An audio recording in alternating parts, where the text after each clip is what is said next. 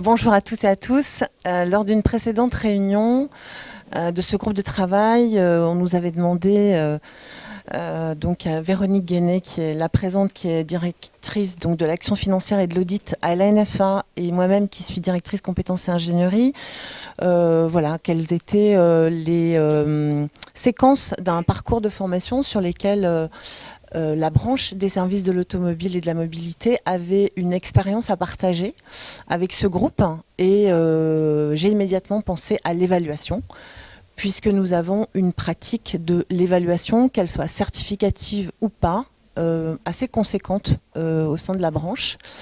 Et l'idée, c'était voilà, de vous la faire partager. Donc j'ai invité Christian Plantadis, qui est chef du service ingénierie et évaluation et innovation. Il a changé de titre récemment, c'est pour ça. Avec lequel j'ai beaucoup travaillé quand je suis arrivée à la NFA, notamment lorsqu'il s'est agi de rénover tous nos CQP en blocs et unités de compétences. On est passé donc d'un format modulaire à un format bloc, et on s'est beaucoup appuyé sur l'organisme de formation de la branche, puisqu'il y a une expertise partagée en fait en termes d'ingénierie, d'évaluation de leur côté et de certification de notre côté. Donc, je vais lui laisser la parole rapidement, parce que l'idée c'est d'aborder le sujet et de rentrer dans le vif du sujet le plus rapidement possible. Et puis, je reprendrai la parole à un moment donné. Voilà. Bonjour à tous. Donc, je vais rentrer dans le vif du sujet de l'évaluation. Donc, pour rentrer dans la question, ce qu'on va couvrir, c'est les champs de l'évaluation comme composant d'un parcours de formation. Alors j'ai resitué le positionnement, non pas pour réduire le positionnement à l'évaluation, mais juste pour resituer que l'évaluation peut contribuer au positionnement. Donc je ne vais pas le dérouler plus que ça aujourd'hui. Donc voilà, l'évaluation peut contribuer à cela, mais c'est pas le cœur du sujet. Il y a aussi, on parle beaucoup d'évaluation dans l'acte d'apprentissage. On est vraiment dans le face-à-face, dans le feedback et dans la gestion de ce que le formateur va pouvoir gérer en relation avec les stagiaires, qu'ils soient à distance ou en présentiel évidemment. Et là, on est vraiment dans intégré à l'acte d'apprentissage, on est vraiment dans le feedback, on n'est pas dans une mesure de la formation, on est bien dans l'acte d'apprentissage. Donc pour moi, c'est pas le sujet finalement qu'on va repérer à l'échelle d'un parcours de formation en tant que tel. Le sujet, pour proprement dit, c'est de l'évaluation de la formation, c'est-à-dire tout ce qui va permettre de faire une mesure, de faire un bilan, d'avoir voilà, finalement un audit de ce qu'a produit comme effet cette formation. Quel est un peu le différentiel de avant-après? Est-ce que ça a contribué à quelque chose, cette action de formation?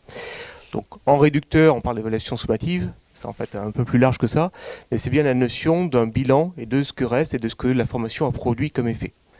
Donc je passe de côté le positionnement qui est effectivement une brique préalable en introduction d'un parcours de formation, l'acte d'apprentissage en tant que tel qui mêle finalement toute l'interaction et tout le phénomène aussi d'erreur et de tâtonnement là, que vit tout stagiaire dans l'acte d'apprentissage, donc il n'est pas signifiant de ce qui se passe comme effet. Par contre, c'est après tout ce qu'on va recueillir comme mesure, alors idéalement avant-après pour pouvoir faire un delta de la formation.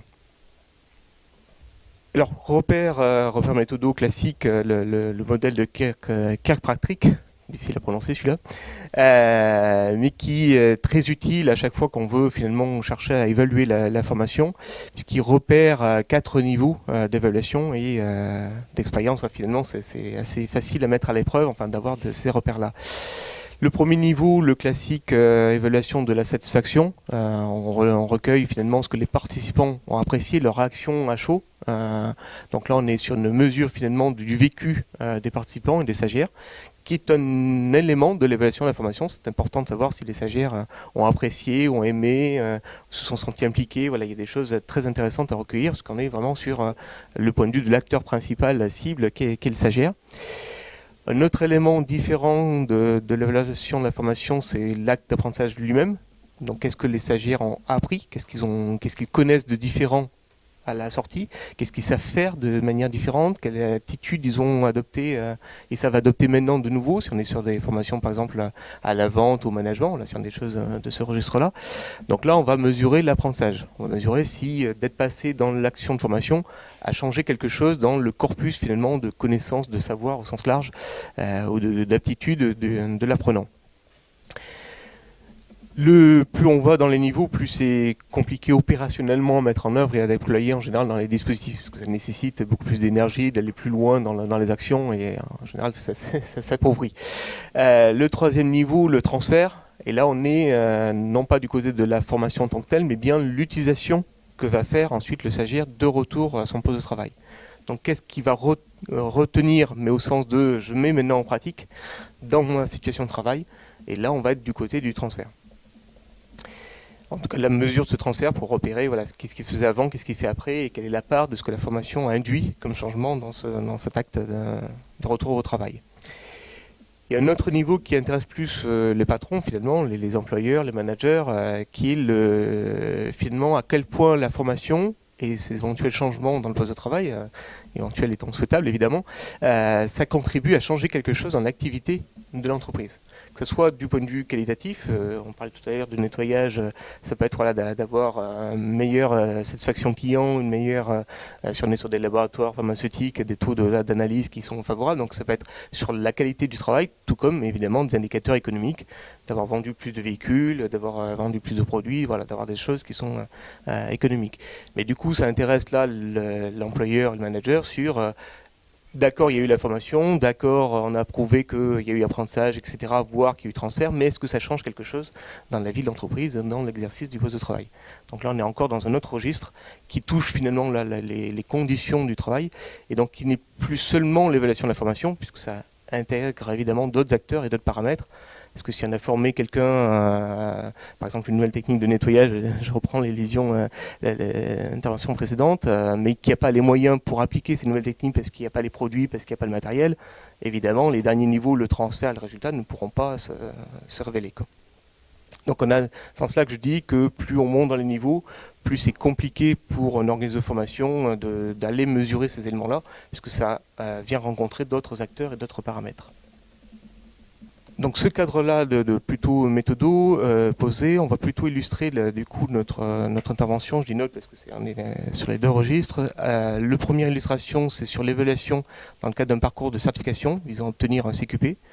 Donc quand et comment l'évaluation vient permettre de contribuer à l'obtention d'un CQP. Il y a un deuxième niveau qui est un parcours de formation déployé pour des entreprises de moins de 50 dans nos branches professionnelles. Et donc pour cette cible-là, dans ce contexte-là, l'évaluation elle intervient où, comment. Certaines sont options, d'autres sont systématiques, et vous ouvrir voilà, le champ et vous faire partager cette construction d'un parcours de formation. Oui, ce qui est important ici, en fait, de vous dire, c'est que l'évaluation est inscrite dans nos règles générales d'accès à la certification. Lorsqu'on a rénové les CQP en blocs et unités de compétences, on a révisé nos règles d'accès à la certification et on a inscrit l'évaluation comme partie prenante en fait, de la certification. Donc ça se matérialise de la façon suivante. On a un document de cadrage qui est annexé à tous les référentiels de CQP, qui est donc commun à l'ensemble des CQP de la branche donc, des services de l'automobile et de la mobilité.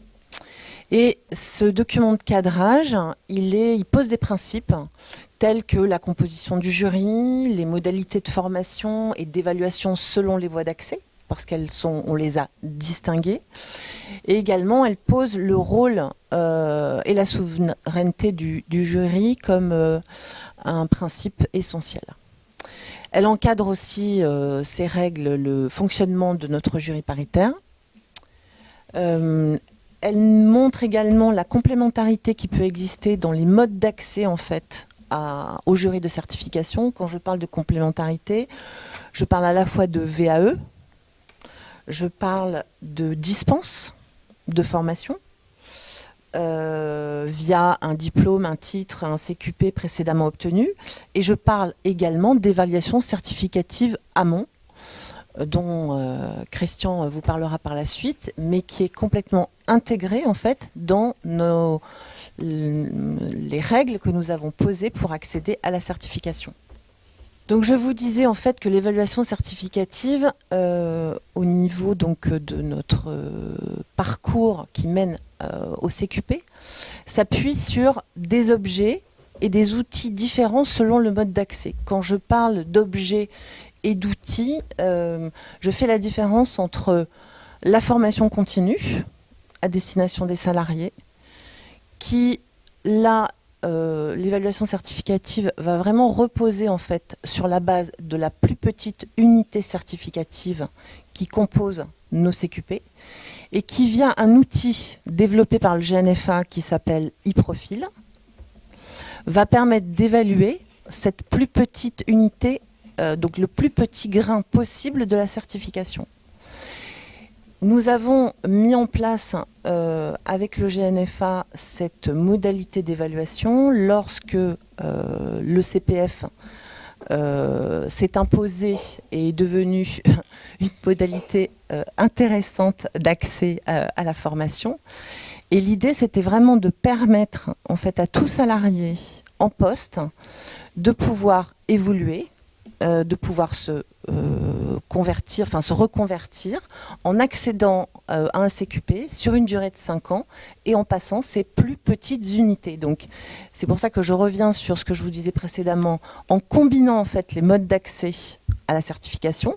Donc je parlais de dispense, je parlais de VAE, je parlais d'évaluation certificative amont, plus cette possibilité en fait d'être évalué sur la plus petite maille de la compétence, faisait qu'en 5 ans, la personne pouvait obtenir un CQP lui permettant d'évoluer en fait dans sa grille de classification. D'accord ? Donc ça c'est la partie formation continue à destination des salariés. Et puis il y a ce qu'on faisait depuis longtemps dans le cadre de la formation en alternance, donc plutôt pour les jeunes en contrat de professionnalisation, où là l'évaluation certificative ne repose plus sur la plus petite maille, mais sur les blocs de compétences qu'on pourrait comparer, voilà, pour faire simple, à des modules. Mais donc la maille est plus large, et là les modalités d'évaluation sont des modalités d'évaluation plus classiques, puisque ça va être des mises en situation, ça va être des études de cas, ça va être de l'observation sur le poste de travail, enfin, ça va être des choses voilà, que l'on connaît et qui vont pouvoir être également, dès lors que on n'est plus sur la cible des jeunes en contrat de professionnalisation, ou le parcours, en tout cas on a du temps pour accompagner un jeune dans son parcours, mais je pense par exemple à la cible des demandeurs d'emploi, où là, l'outil d'évaluation dont va vous parler Christian, e-profil, peut également être mis en œuvre sur une maille plus large, sur les blocs, parce que le parcours à destination d'un demandeur d'emploi, notamment par exemple dans le cadre d'une POEC, va se dérouler sur 400 heures et que du coup on n'a pas vraiment de temps, enfin pas suffisamment de temps à dédier à des modalités d'évaluation classiques. Donc voilà, c'était pour illustrer le fait que cette évaluation certificative repose à la fois sur des objets et des outils différents. Et comme je le disais précédemment, cette évaluation certificative, elle peut intervenir soit en amont, soit en aval d'un parcours de formation. Et du coup, si elle intervient en amont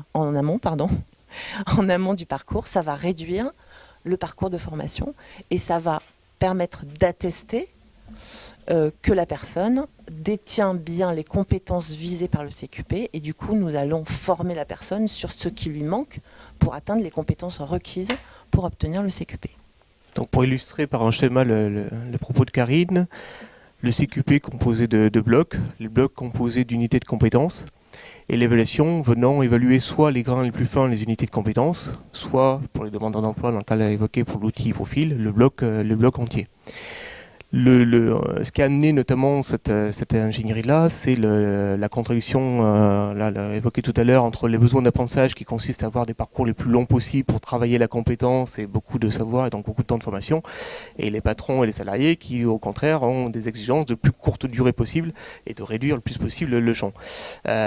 Pour combiner les deux, c'est de le combiner dans la durée, c'est de combiner la souplesse de mise en œuvre et donc de permettre à ce que le régime de la formation continue classique dans notre branche, c'est souvent des stages de 2 jours qui sont les formats les plus classiques, puissent se capitaliser pour obtenir en bout de chaîne le CQP, sous réserve de le combiner avec d'autres modes d'accès, parce qu'en général le salarié n'arrive pas de vierge sur son métier, il a bien des éléments qu'il maîtrise, d'autres qu'il ne maîtrise pas, et donc combiner, comme évoqué Karine, les modes d'accès pour lui permettre d'atteindre le CQP, la reconnaissance, donc soit la reconnaissance d'un emploi qu'il exerce mais dont il n'avait pas la qualification, soit une évolution professionnelle évidemment. Donc maintenant pour zoomer l'évaluation certificative dans ce contexte-là, dans ce cadre-là, Je vais venir sur des règles un peu classiques de sémiologie, des exigences sémiologiques, parce que c'est important et sensible, évidemment, dès qu'on est sur l'évaluation, et là, une évaluation significative, donc c'est un enjeu très très fort, de veiller à ce que ce soit pas juste, j'ai imaginé des questions, je pose des questions comme ça à la volée, et ça suffit pour valoir évaluation.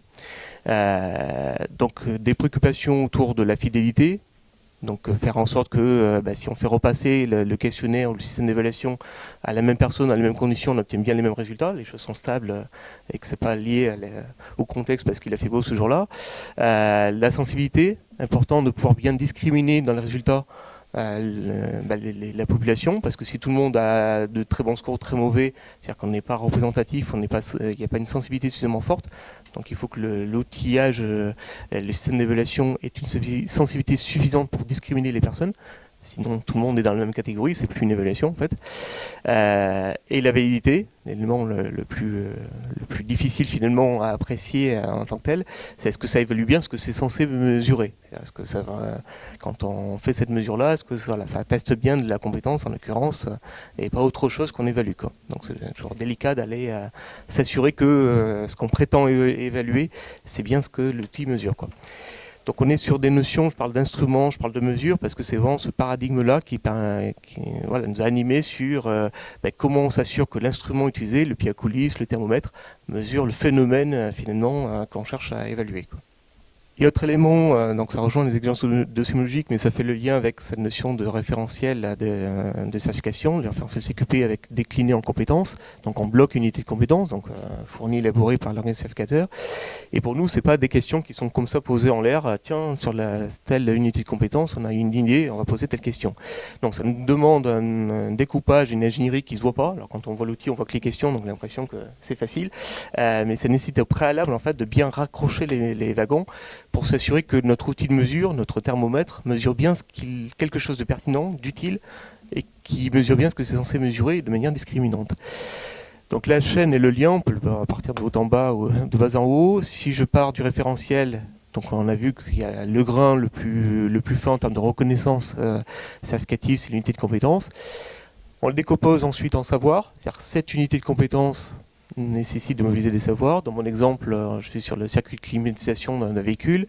Assurer sa maintenance, c'est-à-dire faire en sorte qu'elle soit toujours en bon état de marche, ça nécessite de savoir contrôler certains systèmes. Les circuits de climatisation, c'est composé de plein de systèmes différents et ça nécessite de faire plusieurs types de contrôles. L'un d'entre eux, c'est l'efficacité. Est-ce que la clim fait le froid comme attendu, pour parler classiquement. Ce savoir-là, en fait, il faut le découper encore pour savoir finalement qu'est-ce qu'il est pertinent d'évaluer, parce que contrôler l'efficacité d'un système de climatisation, c'est très vaste. Un système de climatisation, c'est des fluides frigorifiques, mais c'est aussi des systèmes électroniques qui pilotent tout ça. Donc, c'est quoi contrôler l'efficacité ? Donc, ça nécessite de découper en parts, l'invariant, la part du savoir qui est mobilisé par le professionnel en exercice. Donc là, je fais écho à un modèle de Vergniaud qui est la part de la connaissance qui est mobilisée pour réaliser la compétence, réaliser la rédaction. Et là, en l'occurrence, c'est par exemple contrôler l'efficacité du circuit frigorifique, repérant que dans le système de climatisation, ce qui est sensible, ce qui est discriminant pour le professionnel, c'est la partie fluide, la partie spécifique à la clim, et pas la partie électronique. Mais si par ailleurs, il va bien falloir aussi l'évaluer, parce que sinon, on ne fera pas un bon contrôle. Et ce savoir-là, cette part-là du savoir, donc ce n'est qu'un découpage du savoir, ça reste encore un savoir, donc encore très très large, l'efficacité d'un circuit frigorifique. Il faut après repérer des indicateurs de mesure qui vont être signifiants, qui vont être discriminants et pertinents. Donc là, c'est par exemple les conditions pour effectuer un contrôle d'efficacité. Si la personne ne sait pas repérer les bonnes conditions à mettre en œuvre, elle pourra faire sa mesure, mais sa mesure n'aura pas de sens et donc il ne sera pas performant. Donc aller repérer, c'est pas seulement qu'il sache faire l'acte du contrôle, mais qu'il sache bien dans quelles conditions il faut le mener. Les conditions par exemple de température extérieure, pour prendre en compte, parce que les abacs à utiliser sont différents. Et là, c'est discriminant que le professionnel en exercice, s'il sait repérer les conditions, non seulement il sait faire l'acte, mais il sait bien prendre en compte ces conditions dans lesquelles il doit le faire pour que ce soit pertinent. Donc il sait analyser sa situation, donc ça veut dire qu'il sait s'adapter à la situation. Donc là, on touche bien que l'évaluation va bien tenir compte de la capacité d'adaptation, qui est un élément sensible pour la compétence, et pas simplement un exécutant qui réalise un acte de manière finalement procédurelle. Donc en cherchant, en découpant comme ça les éléments, on cherche à savoir qu'est-ce qu'il est pertinent d'aller chercher de mesurer pour aboutir à l'outil de mesure, appelé parabole de langage question parce que c'est le plus représentatif, le plus visuel, mais l'outil de mesure et donc sur quoi je vais mesurer les choses. Ici, quelles sont les conditions pour faire un contrôle d'efficacité de circuit frigorifique. Et donc vous voyez que même que la question, quand on voit la chaîne des éléments, elle paraît simple quand on voit la question à l'écran, mais en fait elle est bien le résultat d'un découpage fin de qu'est-ce qu'il est pertinent d'aller mesurer, qu'est-ce qui est discriminant, qu'est-ce qui va être un indicateur de la capacité d'adaptation de l'individu en situation de travail. Donc c'est pas juste une connaissance à la sortie qui paraît classique, quoi, qui paraît académique. Donc ça se voit pas quand on voit l'outil, on voit des questions qui se défilent, on se dit bah tiens, une bonne idée de la question, mais ça nécessite derrière ce lien-là pour pouvoir garantir qu'à la sortie, question par question, indicateur par indicateur, et qu'on cumule tout ça, on arrive à mesurer l'unité de compétence qui, cumulée, permet de valider les blocs, et ainsi de suite. Donc c'est tout un jeu de construction. Donc pour reprendre ce que je viens de dire, un outil d'évaluation, c'est pas un simple quiz, ça peut en avoir l'allure, donc c'est pas en regardant le quiz qu'on voit si c'est un outil d'évaluation ou pas. Mais en tout cas, s'il n'y a que ça, s'il n'y a pas un système de référentiel qui établit clairement le lien entre l'outil de mesure, la question et ce qu'il est censé mesurer, attention, il y a un guise sous roche et qu'il n'y a pas le travail finalement qui mesure les choses. Donc il faut laisser ces éléments du référentiel. Et quand je parlais de questions, évidemment le plus classique c'est les questions en ligne, c'est même notre système le plus couramment déployé parce qu'il permet aussi de rencontrer des exigences de mise en œuvre. Dans un régime de formation continue ou en un stage de 2 jours, si on doit passer 4 heures à évaluer, évidemment on pioche finalement sur le temps d'apprentissage, ce qui n'est pas le but. Le but c'est qu'il y ait le temps d'apprentissage et que celui-ci soit mesuré pour qu'on puisse faire reconnaître la compétence acquise. Donc il faut réduire ce temps d'évaluation tout en restant pertinent, et c'est vrai que la question, qu'elle soit sur papier ou en ligne, parce que plus on est dans un système en ligne, plus on peut bénéficier d'interactions, plus ça peut être utile. Il y a parfois, et dans notre système c'est le cas, des situations où on a besoin du formateur, parce que l'intelligence artificielle n'est pas encore au rendez-vous, et on a besoin de l'œil aiguisé du formateur, d'aller mettre en pratique, d'aller, par exemple, une application peinture, repérer si le stagiaire a bien fait les gestes comme il faut, et là c'est pas une question qui permet d'aller mesurer ce genre de choses, donc là on s'appuie sur le formateur. Mais en bout de chaîne, du point de vue d'un outil, du point de vue d'un traitement de l'évaluation, ce que le formateur va pouvoir observer ou le jeu de rôle qu'il va pouvoir faire, etc., va se traduire par une réponse dans une case à cocher ou dans un critère qui va être renseigné. Donc un outillage qui, par but de langage, j'appelle question. C'est-à-dire l'élément qui recueille, qui mesure ce qu'on cherche à mesurer, quoi. Alors dans le cas d'un outil en ligne, c'est plus facile d'aller chercher différentes manières d'évaluer parce que la chance qu'on peut avoir maintenant avec les systèmes en ligne, les systèmes e-learning au sens large, c'est qu'on peut vraiment faire travailler la manière dont l'individu raisonne dans son acte finalement de mobilisation du savoir, et qu'on soit congruent entre finalement la manière dont lui mobilise son savoir et la manière dont elle évalue. Je fais allusion à des typologies de traitement de l'information de type reconnaître, apparier, identifier, ordonner, classer, etc. C'est-à-dire faire en sorte, ici dans l'exemple qui avait l'avantage d'être visuel, on est sur des pneus avec des différents types de défauts, plutôt que lui demander littéralement le vocabulaire qui va bien avec ces types de défauts et qu'on soit sur une question académique, on lui présente le visuel et on l'invite à repérer finalement quelle est la cause de ces défauts. Est-ce que c'est un problème de sous-gonflage, de surgonflage? Autrement dit, on l'amène à être au plus proche de sa réalité professionnelle, de lui, quand il est confronté à ce visuel-là de pneu, qu'est-ce qu'il fait et sur quoi il agit, qu'est-ce qu'il considère être la cause de ces défauts-là, parce que c'est son métier que de savoir repérer la cause pour ensuite agir où il faut dans le train roulant. Donc on utilise, et c'est important, que non seulement on ait l'intitulé de la question qui soit travaillé comme évoqué précédemment, mais qu'on utilise également les formes de gabarit, les formes d'interaction pour aller chercher le savoir de la part de l'individu. C'est pas juste un savoir académique. Alors on en a aussi, c'est plus facile, les classiques QCM que l'on retrouve, mais il n'y a pas que ça, il n'y a pas que de la connaissance, il y a bien d'autres actions qu'on va chercher par ce genre d'outils. Alors concrètement pour l'individu, pour le système, dans le dispositif, comment ça se passe? Du coup j'en ai assez simple quand on a usiné tout ça, il y a une démarche d'inscription, c'est-à-dire que l'individu qui est inscrit à une action de formation qui est dans un projet de certification, donc au préalable, évidemment, on est dans une démarche où l'individu vient dans un parcours et vise un CQP. Il est inscrit à un moment donné pour une action de formation, et le fait d'être inscrit à l'action de formation permet de s'inscrire à l'évaluation correspondante. L'action de formation a lieu, et à la fin de l'action de formation, on déroule le système d'évaluation. Alors, le plus courant que nous avons, c'est sur tablette, pour faire passer les conditions d'évaluation avec des questionnaires en ligne, comme évoqué. Et à l'issue de quoi, on traite les résultats, parce que du coup, dès lors qu'on a informatisé, on peut traiter les résultats très rapidement. On applique les règles de qu'est-ce qui fait que l'unité de compétence est acquise ou pas, donc les règles de certification, et on peut délivrer comme ça la part de ce qui était mesuré. Donc ici l'exemple où on a mesuré l'unité de compétence, réalisé de la maintenance du circuit libre, et quel est le résultat de cette évaluation. Donc là, ce que j'ai déroulé, c'est le cas le plus classique, c'est-à-dire l'individu vient pour un parcours de formation parce qu'il est inscrit dans un parcours de certification et on va évaluer la sortie.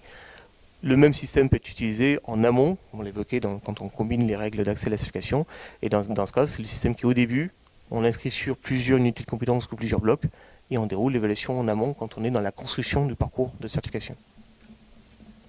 Alors, autre illustration, autre partage d'expérience en matière d'évaluation, on est dans le cadre d'un dispositif de formation et d'un parcours adressé aux entreprises de moins de 50 salariés dans notre branche.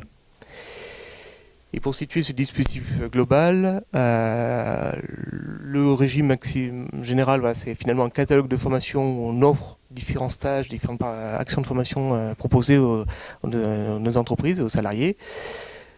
L'action de formation elle-même est encadrée d'une évaluation en début et en fin. Donc ça, c'est le régime général systématique. S'inscrire dans cette action de formation implique d'être évalué en début et à la fin de l'action de formation. Donc ça se déroule, si je prends mon exemple de stage de 2 jours, dans le cadre de ces 2 jours-là, en début et en fin.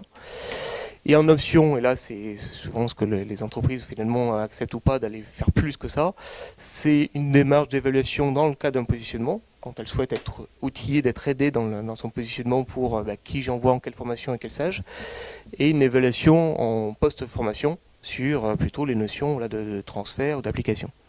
Je ne vous le cache pas que ça reste des options parce qu'il y a beaucoup moins d'appétence de la part des entreprises à aller chercher plus que ce qu'on propose en systématique. Mais c'est ponctuellement, ça arrive. Voilà, on est vraiment dans le cas particulier.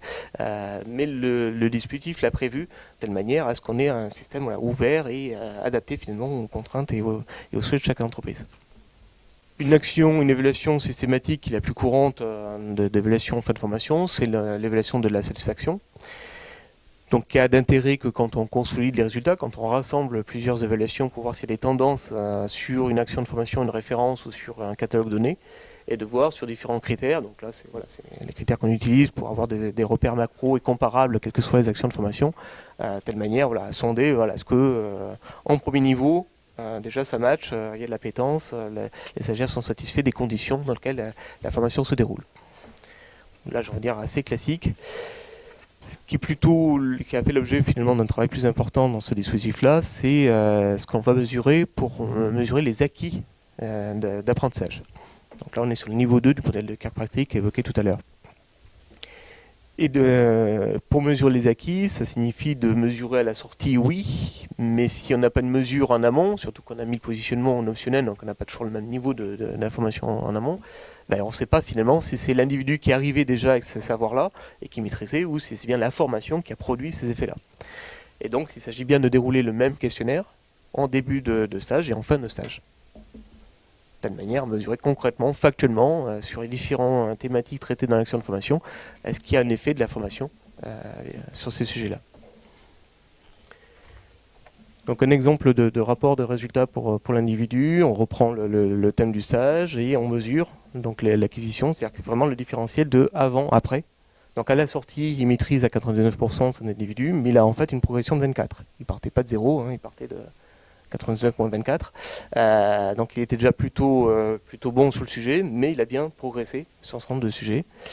Et on voit ici les différents objectifs de forme pédagogique finalement qui sont opérés dans son rapport d'évaluation et avec une indication comme quoi est-ce que c'est acquis ou en cours d'acquisition suivant des seuils préfixés.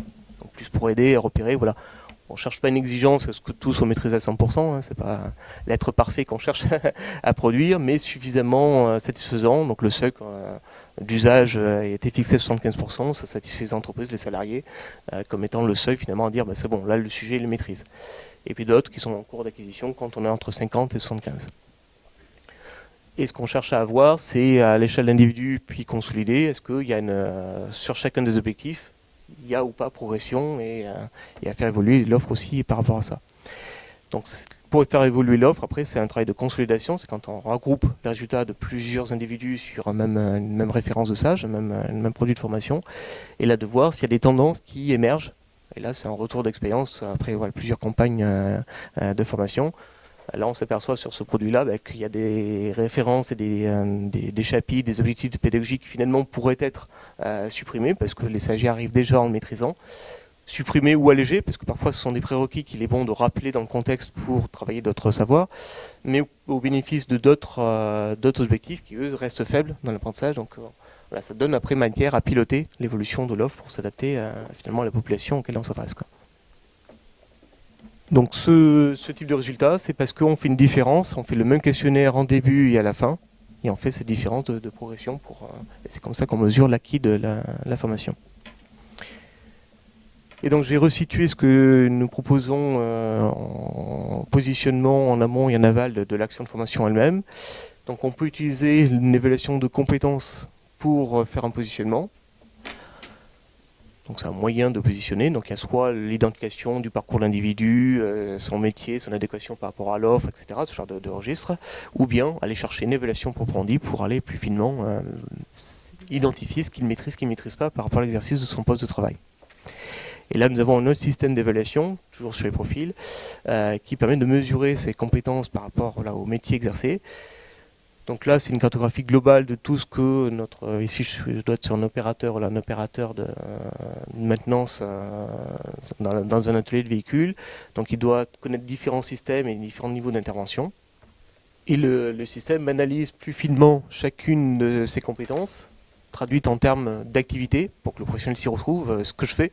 Donc on ne lui parle pas d'un langage abscon d'ingénierie, mais bien je fais des contrôles de système de liaison au sol, je fais le contrôle de circuit électrique. Voilà. Qu'est-ce que je fais moi en tant que professionnel? Donc on utilise des verbes d'action et concrets dans leur réalisation. Et notre système d'évaluation l'interroge également, c'est une forme de positionnement aussi, sur la fréquence de pratique de ses activités.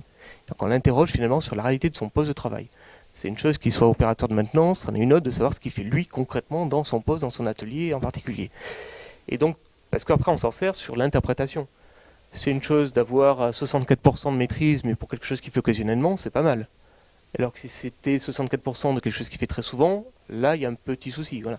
Donc ça donne du poids sur finalement qu'est-ce que je dois faire comme action de formation, comme développement de compétences, quand je passe en revue comme ça les activités et l'ensemble des métiers dans un atelier. Et le système également, puisqu'il interroge chacune des activités, c'est comme ça qu'on obtient ces scores-là, c'est en posant des questions métiers sur chacun de ces sujets-là, il détecte du coup les savoirs qui sont maîtrisés ou à développer. C'est comme ça que le système repère finalement, dans tout ça, on peut se retrouver à quelqu'un qui soit plutôt moyen plus, qui a apparemment l'air d'être plutôt bon et on n'a pas de souci à se faire, mais repérer qu'il peut y avoir des savoirs particuliers qui peuvent être critiques, qui peuvent être sensibles. Donc on ne regarde qu'un niveau finalement des compétences exercées, des activités réalisées. Il peut y avoir des points sensibles autour de l'électronique, autour ici du circuit d'alimentation moteur. Voilà. Il peut y avoir des niches comme ça, mais qui sont sensibles parce que c'est le verrou qui l'empêche de progresser. Et en général, on est dans un profil qui est aux 2/3, à 66%, et qui ne progresse pas parce qu'il y a quelque chose qui est à travailler en particulier. Et pour un peu que dans l'évaluation de compétences, dans ce système, cet outil, on y branche l'offre de formation correspondante, donc un jeu de référentiel et de branchement, le système peut détecter et proposer les actions de formation avec des recommandations de sensibles, recommandés éventuels, ou à repérer des thèmes d'excellence. Là, l'enjeu est plutôt en termes de communication pour le salarié, qu'il ne se retrouve pas à avoir une synthèse qui consiste à lui dire t'as plein de choses qu'il faut faire et il faut que tu apprennes plein de choses. Non, il y a aussi des choses que tu maîtrises très bien. Et donc c'est important que le salarié repère bien, il y a des choses qu'il maîtrise, il y a des choses qui sont à travailler, pour que lui aussi puisse s'engager sur, voilà, je ne suis pas que nul, j'ai des choses que je maîtrise très bien, et il y a des points qui peuvent être sensibles, et donc comprendre la sensibilité de ces points-là. Tout en ayant en amont, là c'est la dernière page que j'ai extrait, le détail des activités, des savoirs, de la fréquence de pratique, donc ça donne après matière, évidemment aux salariés, aux managers, à l'entreprise, et à nos conseillers finalement d'orienter, de proposer les éléments. Et quand on a la chance d'avoir des employeurs qui sont intéressés vraiment par l'effet de la formation, cette fois-ci on peut utiliser ce même système d'évaluation de compétences en amont pour le positionnement et en aval. Et là on va être du côté du registre des effets puisqu'on va être du côté du transfert. On va bien mesurer que la compétence exercée avant de venir et après à l'action de formation, voire plusieurs actions de formation, qu'est-ce que ça a changé dans la fréquence de pratique, dans les réalisations des activités, dans la maîtrise des savoirs. Et là, on va monter d'un cran dans le modèle de cas pratique. Donc en conclusion, je vais laisser la place aux questions ensuite. On a cherché donc à vous faire partager où est-ce que nous avons placé l'évaluation autour des actions de formation. Donc comme positionnement, mais également comme évaluation certificative, quand on est dans un parcours visant les CQP, comme outil permettant de faire des évaluations de satisfaction, mais également, je ne vais pas développer, des attentes des managers, des attentes des stagiaires, donc on peut recueillir un certain nombre d'informations, on peut mesurer des acquis de formation, on peut mesurer des effets de la formation avec le système que nous utilisons.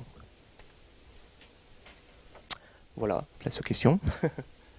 On était sur un dispositif global. On a dit tout à l'heure que sur les salariés et sur les demandeurs d'emploi, peut-être les alternants, etc., on n'était pas sur le même niveau d'évaluation. Et dans le déroulé, je ne suis pas sûre enfin, moi en tout cas, je n'ai pas tout bien compris. On se demandait, bon, le dispositif global, ce que vous avez présenté là à la fin, c'est bien un dispositif global. Mais le distinguo entre les deux publics, c'est juste au niveau du... Vous disiez que vous étiez sur la plus petite maille et puis sur... Voilà. Oui, en fait, on était dans le cadre de l'évaluation certificative tout à l'heure. Le dernier schéma, là, c'est plutôt de l'évaluation dans le cadre d'une action de formation. Pour les moins de 50, il n'y a pas de certification à la clé. D'accord ? Il y a de l'évaluation, mais il n'y a pas de la certification. Moi, ce dont je parlais tout à l'heure, c'était le lien évaluation-certification qui, effectivement, ne porte pas sur la même maille quand on est salarié, quand on est jeune ou demandeur d'emploi, parce qu'on a des outils qui sont adaptés aussi au rythme de formation, au rythme d'apprentissage et aux contraintes en fait des entreprises qui envoient leurs salariés en formation et qui veulent rapidement que le salarié revienne dans l'entreprise et que du coup il a peu de temps à accorder à sa formation, même si elle peut être du coup certificative parce qu'elle va être basée sur la plus petite unité de compétences du CQP. C'est plus clair ou toujours pas? En pratique, l'option est-il une exception dans la pratique? Est-ce que le besoin des entreprises porte essentiellement sur le cœur de la formation ou ce qui se déroule autour, le positionnement, l'évaluation que vous avez évoqué? Alors dans le dispositif ici donc adressé, donc la deuxième illustration adressée aux entreprises de moins de 50, on a en fait deux typologies pour caricaturer d'entreprises. On a une typologie d'entreprise qui vient consommer un parcours de formation au sens de catalogue, des stages, et j'inscris mes salariés à des stages. Donc en général, là, ceux-là sont dans l'action de formation. Et on a des entreprises qui, au départ, avant même d'inscrire dans l'action de formation, sont dans une démarche plutôt RH de type quelle est la cartographie des compétences de mon réseau, j'en suis où des compétences, je veux d'abord avoir une cartographie, d'avoir une photographie de mon réseau, et ensuite je vais voir quelle action de formation je mets en œuvre. Et là, on débute par ce système d'évaluation de compétences que je vous ai présenté parce qu'il est utilisé dans ce cadre-là. Et là, dès le début, c'est d'abord une problématique RH, j'en suis où dans mes ateliers, dans mon réseau de compétences, et à la sortie de quoi il y a des actions de formation à mener. Quelles sont-elles? Ils rentrent dans le deuxième registre. Ils le vivent, eux, comme étant deux étapes. D'abord une problématique RH, puis ensuite une décision de type parcours de formation, plan de formation, qui s'inscrivent à leur plein faux. Moi, j'ai une question et quelque chose qui m'interpelle par rapport au sujet d'aujourd'hui. C'est quel est le modèle économique de ces évaluations? Est-ce que vous avez estimé la durée passée par l'évaluateur, par l'évalué? Le coût, la conséquence, enfin le coût de revient, comment c'est financé par l'OPCA, d'accord? Et puis quelque chose qui m'interpelle sur le sujet d'aujourd'hui, où là je renvoie à tout le monde, c'est est-ce que l'évaluation à chaud d'un stagiaire, donc l'évaluation de la satisfaction, ça fait partie d'un forfait parcours? Alors, sur la deuxième question, je vais vous laisser voir. Sur la partie économique, en fait, quels que soient les types d'évaluation, et même si on les distingue, on est de l'ordre d'un coût économique équivalent à une heure de face-à-face pédagogique. Par contre, en temps passé pour le stagiaire, ça va dépendre de la durée de l'action de formation. Vous avez vu que c'est la géométrie liée à la durée de l'action de formation. On est de l'ordre de, au plus court, un quart d'heure, parce que le temps de mettre en place, d'installer les tablettes, de se connecter, de faire le questionnaire, jusqu'à une demi-heure à peu près. Donc on est dans un régime finalement qui s'inscrit bien sans bousculer le programme pédagogique et sans laisser place à 4 heures d'évaluation qui viendrait trop bousculer finalement le face-à-face. Donc c'est fait pour être souple et intégré. Un ordinateur qui analyse les évaluations. C'est pas un formateur. Alors quand on est dans ce registre-là, effectivement, c'est les questions qui ont été élaborées par le système de référentiel que j'ai évoqué tout à l'heure qui analysent si la question est bien maîtrisée ou pas, et qu'est-ce qu'elle mesure, et comment les choses sont reliées, quoi. Non, je ne voudrais pas poser la dernière question, je voudrais juste réagir effectivement à votre interpellation en groupe, puisque c'est bien l'objet notamment de ce qu'on va faire cet après-midi. On voit bien qu'effectivement, en plus là vous nous apportez du grain à moudre aussi sur l'identification de ce qu'on va appeler ensemble peut-être les composantes du parcours. C'est qu'est-ce qu'on met dans le parcours. Après, le corollaire, c'est est-ce que pour autant ça devient une ligne, on va dire, dans la comptabilité analytique de l'action de formation, et est-ce qu'on va identifier et mettre un coût en face de chacune de ces lignes. Voilà. Donc par exemple, dire l'évaluation de la satisfaction, on peut considérer que c'est une obligation, par exemple, voilà, on le met au cahier des charges de l'action de formation en disant c'est une obligation. Est-ce que pour autant elle devient une composante à part entière du forfait parcours, et donc sous-entendu en face, en bout de ligne, il y a des euros, quoi. C'est un peu ça la question. Mais je crois que c'est tout l'enjeu du travail qui nous reste à faire, c'est de se dire pour chacune des composantes possibles d'un parcours, telles que vous les avez évoquées là, comment elles sont, est-ce qu'il y a des conditions pour qu'elles intègrent la forfaitisation, donc la définition du coût, et si oui, à combien on l'estime et à combien on la calcule.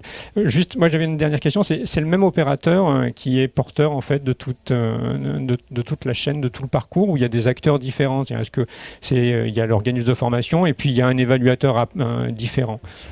Là, en l'occurrence, dans ce que vous a présenté Christian, effectivement, là, tout est sous la maîtrise, on va dire, du GNF1, mais on peut tout à fait, et ça, on en finance beaucoup, des actions de formation qui peuvent être mises en œuvre par d'autres opérateurs.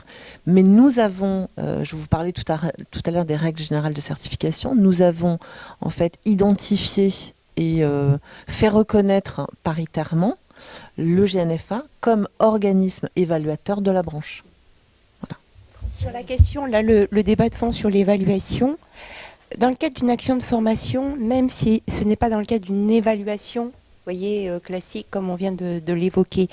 Les OF sont invités, dans le cadre de la qualité, à recueillir l'avis du stagiaire, le sixième, voilà. Si on commence à dire que ceci n'est pas, on ne peut pas le financer, vous voyez que ça interroge plus globalement le modèle économique. Enfin, c'est quelque chose que les OF doivent faire. Quand il n'y a pas d'évaluation post-action de formation, ça fait partie du temps de la formation. Donc je ne sais pas si on peut vraiment interroger le fait que ces temps-là soient pris en charge. Oui, je reviens sur la question qui a été posée, enfin la remarque qui a été faite à tout à l'heure, parce que on a parlé beaucoup de l'évaluation de la personne elle-même, hein, mais derrière aussi, on va passer dans un nouveau monde, et dans ce nouveau monde, on va nous demander, on est rentré dans un principe d'investissement formation, c'est-à-dire au bout du compte, et on commence déjà à nous le faire, ce genre de choses, et on nous demande qu'est-ce qu'ils sont devenus, est-ce que l'action de formation a changé quelque chose dans le parcours de la personne au bout du compte. Et je crois que, enfin il me semble, en tout cas je parle pour moi, il me semble qu'on est bien en mal de pouvoir répondre à ce genre de questions, déjà parce qu'on ne prévoit pas les moyens pour le faire. Voilà. C'est-à-dire, mais quand moi je parle de l'évaluation, c'est à 6 mois, à 1 an, qu'est-ce qui va se passer? Est-ce que cette formation a réellement servi à cette personne pour évaluer sur son poste? Ça veut dire que c'est un travail de fond. Ça veut dire qu'il faut prévoir ces temps-là, etc. Donc là, il y a vraiment un coût financier à prévoir à l'intérieur pour pouvoir juger de, effectivement, est-ce que l'action de formation a vraiment un impact sur le changement de situation de la personne. On peut parler effectivement parce que c'est très peu mis en pratique, très peu demandé par nos entreprises comme résultat de l'effet. Et je suis bien d'accord que la tendance va être d'aller au-delà de l'action de formation. Il faut avoir des éléments de preuve que la formation est utile, répond aux exigences, produit des effets. Et la tendance, c'est d'aller encore plus loin. C'est d'où le modèle de Carrie Patrick qui est présenté, parce que s'agira bien effectivement d'attester pour la communauté au sens large des résultats dans le parcours individuel, dans le parcours de l'entreprise, de la formation. Donc c'est effectivement tout un engrenage à déployer et à prévoir dès le début, parce que sinon ça ne se fait pas, quoi.